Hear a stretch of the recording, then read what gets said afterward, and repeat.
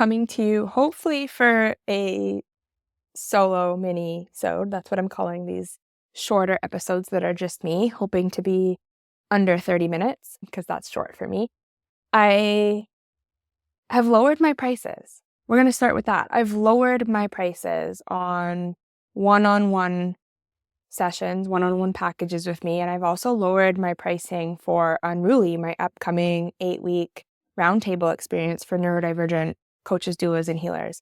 And I want to talk about the whole charge your worth debate. It's not even a debate. It's like a dogma that is being passed down to us as female and women entrepreneurs. And I actually just had a conversation with my own mentor, Julia Albain, this morning, and that's what's inspired this conversation, because I voiced to her that I was intuitively feeling this urge and this desire to lower my prices. And I was really having a hard time trusting that urge because there was a voice in my head that was basically saying, oh, that's just out of scarcity, the whole narrative, the whole story that like people aren't going to buy if I raise my prices.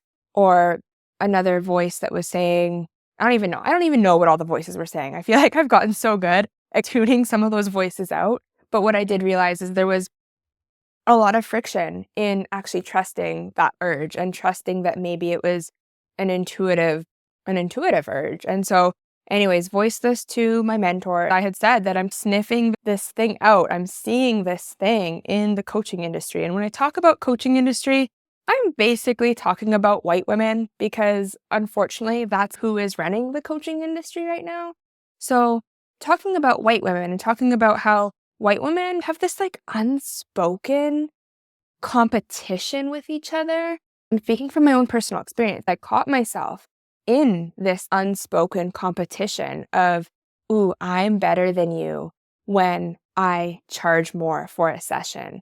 We are all just mingling our self-worth with our work. And that's like issue number one. I want to put a pin in that and come back to it.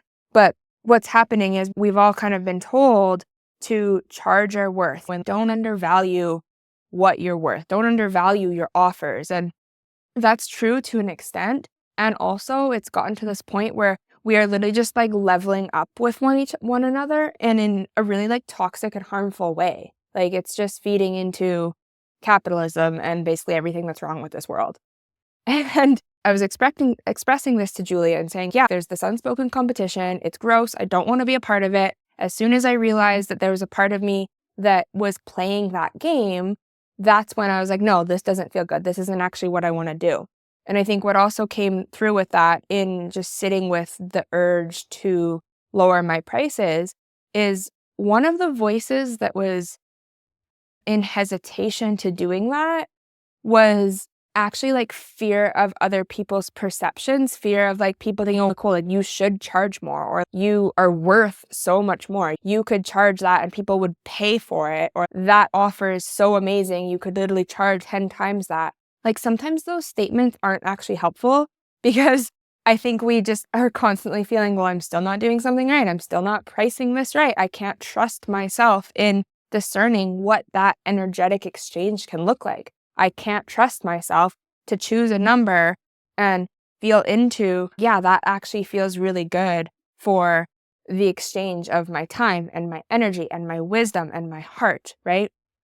And where am I going with this? I think, yeah, just in the brief conversation I had with Julia, she reflected back to me that, you know what, like men aren't having this conversation. Men aren't told to charge their worth. You know how men price their offers? Men price to sell. And it just really cascaded this whole thought process in my mind that, yeah, like this is the issue. Like so many of us, like I said, we've mingled our self-worth with our business. And so we're on this journey now of trying to create separation between us and our business. And I have some thoughts on that too, because I think like time-wise, tangibly, that can be really hard, especially when our businesses are heart-led and such an expression of our own creativity and our own essence. I think it's hard to create that tangible separation, but I do think it's really important to create a separation between like our business, our clients, our how much we are earning, how much we're profiting, how much we're monetizing, what we're charging, that should not be a measurement of our self-worth. I want to say that again. What you are earning, what you are charging for your offers should not be a measurement of your self-worth. And so if we continue to follow the advice out there to charge your worth, of course we're going to keep like tangling that shit up. Of course we are. So anyways, coming back to the advice that's given to male entrepreneurs, that's like price to sell. And that sometimes means that you actually price yourself lower than your quote unquote competitors so that people are more likely to choose you. And I know in a like salesy profit over people perspective, that's gross. That's not what we're going for. But in a very real, okay, me, for example, I have open books right now. I have space for clients to come in. I want to serve clients. I want more people booking with me. I want to fill my unruly group program, right? I want to fill the other group programs I am currently gestating. It is more important to me that those spaces are filled rather than having, let's say, like a $5,000 offering, a $5,000 container that people aren't signing up for. Do you know what I mean? It's way more fulfilling for me to actually serve a human in front of me than it is to potentially make more money by waiting for that like one unicorn. That's like kind of a drastic example, but do you get where I'm going with this? Like when we are pricing to sell, it means we're constantly just meeting our businesses and meeting our community, meeting our clients with where they're at. And I don't know if you've noticed, but the world's a dumpster fire right now. There is a lot of very real and valid scarcity around finances and money. If you're in Canada, there's the whole like tariff shit that's going down. There's a lot of just fear around our relationship with the United States. And so for someone like me who coaches globally and actually who has a majority of like American clients and a majority of American mentors and coaches, I'm feeling myself at this friction point. Like I want to be able to be loyal to my own country and be able to keep circulating money in my own currency. And also my entire business has been built off of charging in US dollars. And so this is a bit of a tangent. This is a tangent to say that I'm now trying something new. I'm going to try pricing my offers at a pay in your own currency because it's important to me that fellow Canadians aren't having to cough up our horrible exchange rate at the moment. And it's also important to me that I'm still like serving my American audience and I want to continue that relationship. I don't want there to be a war between us. I don't want there to be friction between us. I don't want you to not hire me because I'm Canadian and I don't want to not work with you because you're American. That literally doesn't exist in my mind. And also the water we swim in the world that is literally surrounding us is going to create a lot of like fear and scarcity around that decision. And again, I was speaking to Julia about this. Like it is really important to me that I am actually circulating some money to the good conscious Americans who I know are putting their money in like good conscious places, right? That means that maybe I'm not spending my money at like Walmart and Amazon and Target. And again, just like bringing intention to that. So bringing intention to where we're spending also requires us to bring intention to how we are pricing and how we are receiving money. And yeah, just this is coming back to I'm going to start charging in your own currency. This is going to be really clunky at first because it is a shit show on the back end of things. Yeah, I'm still figuring out in terms of one-on-one work. So if you're desiring to just book a single session with me or book a package of sessions, that's probably going to be easy because I can just create like a separate invoice for you. But for some of my group programs, it's really clunky because it's likely going to require me to create like separate like checkout pages. And that's not entirely annoying because I use Thrivecart, so I can just clone it, but it's still annoying. It's just more complex, and I'm really about infusing simplicity into my business. So bear with me as I try this out. This is literally all just to share my own process out loud and invite you to question and challenge the norm around charging your worth and like just reflect on what does that even mean? And what does that mean in terms of you deciding how to price your offers?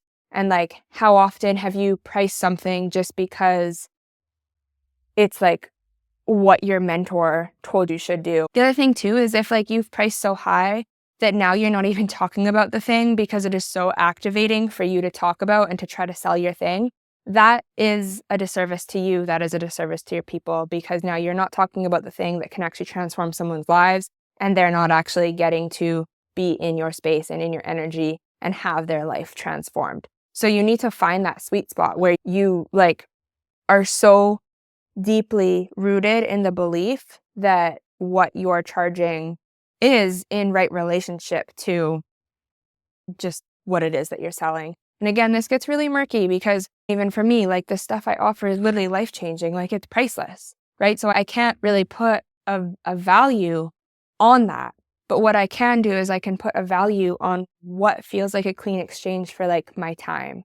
And this is also tricky because we've been taught, and again, this is just in the women empowerment spaces, we've been taught to really come away from this like time is money narrative. And I do agree with that. Like I do. And also there's just more nuance to it, right? There's just more nuance to it. I'm actually really inspired. I'm in Simone Soule's Truth or Dare program right now. And you guys, it is incredible. Everything Simone does is incredible. I would literally give her, I don't think I'd give her my firstborn child because I love Aubrey, but Aubrey's a handful. I would give her my second-born child. Am I even allowed to say that out loud? That is probably like really bad to say out loud. I think I take that back. Maybe we'll edit it out. Maybe we won't. The point is I love Simone's the type of person that I have so much trust in her wisdom and her offers that before she even tells me how much something, before she says how much something is, I'm already in and I'm willing to pay like whatever she tells me I'm going to have to pay. But her Truth or Dare program it was only $250. It was only $250. This is the type of stuff that like some other coach might charge like $25,000 for. It's like that high level of coaching that is happening in this space.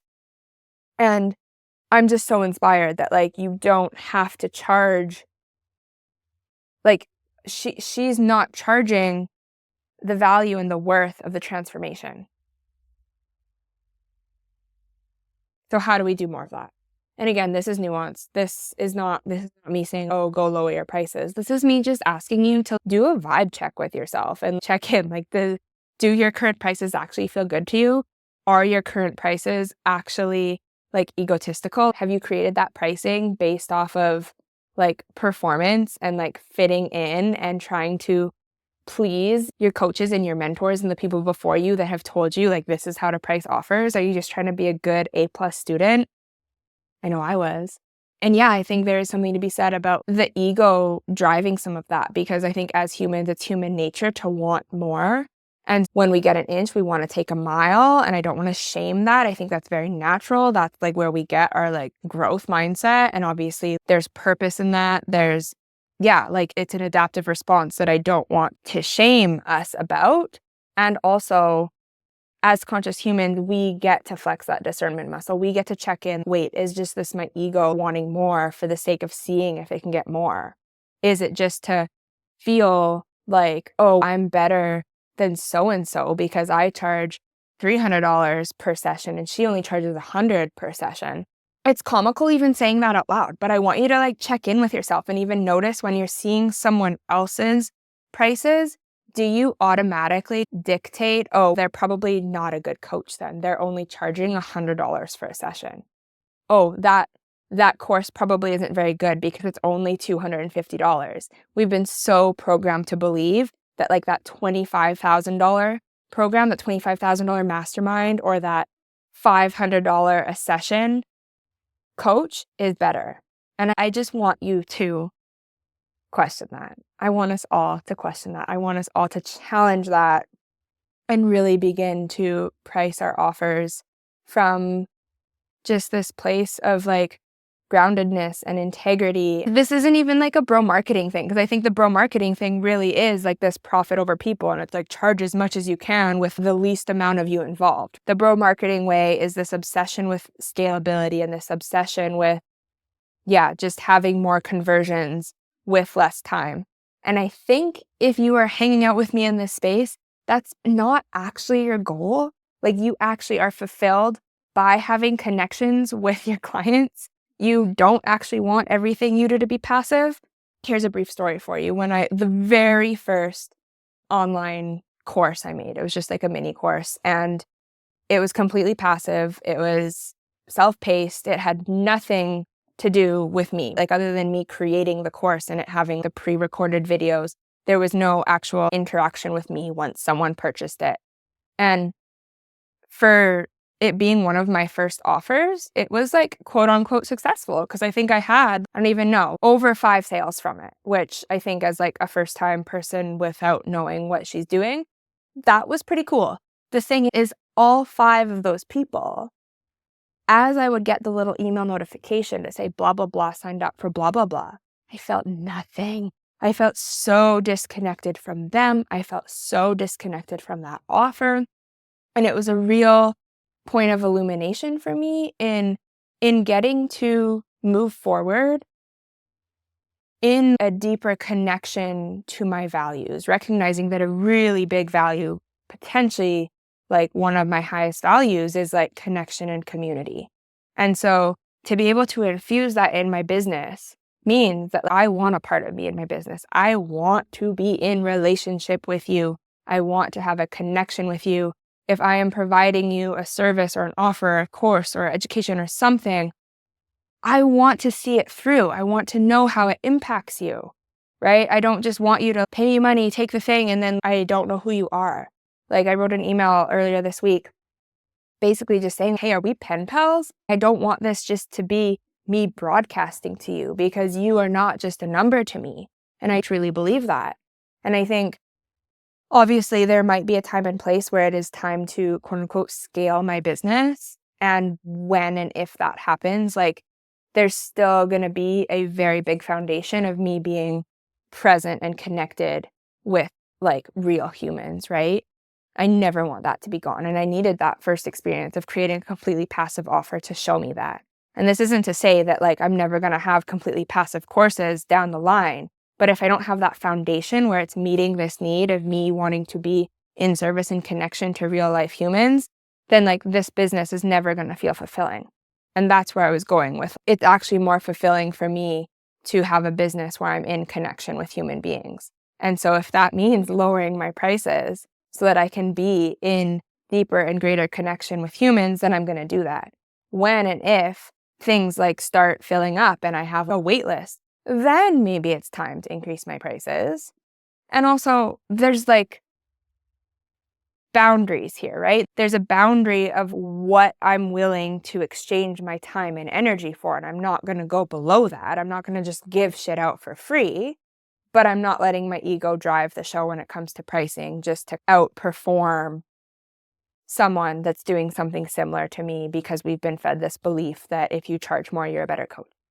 Okay, rant over. Thank you for listening. Like I said, my one-on-one sessions, one-off sessions, pricing has changed, packages with me have changed, and unruly pricing has also dropped down to $440. So it's honestly a steal, and it's all at pay in your own currency. So if you're Canadian, that means 440 Canadian, not 440 American. If you're American, that means 440 American. And you know what? I think I'm just going to quickly say more about that because for me, I truly believe that like the exchange of money is just an exchange of energy. It's a currency, right? And currency literally is like the movement of energy. And so this is where it's complex because there's not a lot of people talking about this. And I get it because it is complex. But like here in Canada, basically, if someone is charging $2,000 for their course and I have to pay in US dollars, that's basically costing me 3,000 Canadian. The thing is like, I don't actually think there's a big discrepancy in like my cost of living versus your cost of living, right? Like my mortgage and like the costs we pay for like daycare and groceries and buying a book really aren't that different. So why is it that I have to cough up literally like 30% more than someone that lives south of me I don't even know where I'm going with this. The point is like, it's just an energetic exchange. And so to be able, if we're talking about, oh, you have to invest in yourself, and it's not actually about the money, it's about what you value and what you're willing to, what's that stretchy amount that you're willing to invest on. First of all, you know what? We are all stretched in so many different facets right now. Can we stop stretching ourselves with money? Please, can we stop stretching ourselves with money?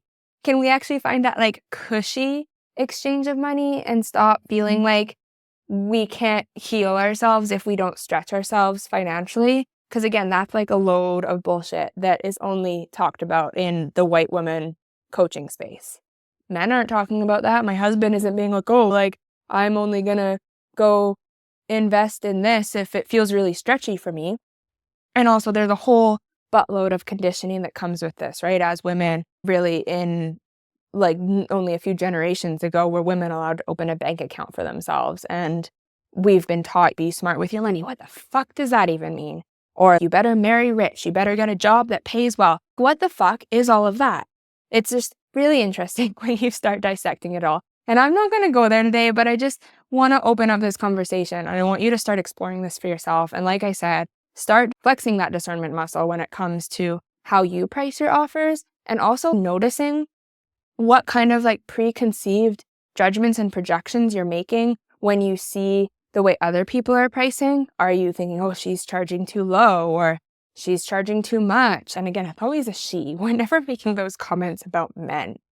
And yeah, as always, like I want to hear from you. So let me know what lands and stirs in this conversation. Obviously, come join Unruly with me. It's going to be a kick-ass 8-week group for neurodivergent weirdos really wanting to explore their own neurodivergence and lean into their weird in their world-changing business. Of course, links are in the show notes. And yeah, if you're curious about one-on-one work with me, say hi. Don't be a stranger. As awkward as I am on this podcast is how awkward I am in your Instagram DMs. So send me a rambly voice note so that I have a big fat permission slip to send you one back. Okay, my friends. Goodbye. I love you.